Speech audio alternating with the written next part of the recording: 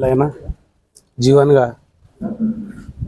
హరికృష్ణకు అన్యాయం జరిగినట్లు, దీని వెనుక కుట్రలు ఏమున్నా అమ్మాయికి సంబంధం అబ్బాయికి సంబంధం ఎన్ని రోజుల నుండి ఈ కుట్ర వీనంగా తెలుసుకోవడానికి పోలీసుల బాధ్యత ఉంటుంది. కాబట్టి మరి అబ్బాయి కూడా ఎలా చనిపోయిండు, కరెంట్ షాక్ పెడితే ఆ ఇంటి చేనుని మీద కేసు నమోదు చేసి మళ్ళీ ఆ రిపోర్టు ఏ విధంగా చచ్చిండు, కొట్టి చంపిండ్రా, కరెంట్ షాక్ పెట్టి చంపిండ్రా అనే విధంగా ఆ కోణం దర్యాప్తు చేసి రిపోర్టు తీసుకొచ్చి బాధ్యతలకు చెప్తే వాళ్ళు కూడా సంతోషిస్తారు కదా.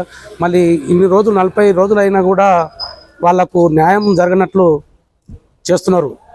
ఈ పోలీసు వ్యవస్థ అనేది మన ప్రజల గురించే కదా. ఒక గొప్పింటి కుక్క చచ్చిపోతే దాన్ని పోలీసులు చేస్తారు. మళ్ళీ ఒక అబ్బాయి పెళ్లి కాని అబ్బాయి అమ్మాయికి ఎంత సంబంధం, మళ్ళీ ఫోను ఆమె దగ్గర ఉంది, బంగారం ఆమె దగ్గర ఉంది, మళ్ళీ బండి కీసు లేదు, బండి ఆడబెట్టిండు, బండి ఇడిచిపెట్టి ఆమె దగ్గర కింద పోయిండు.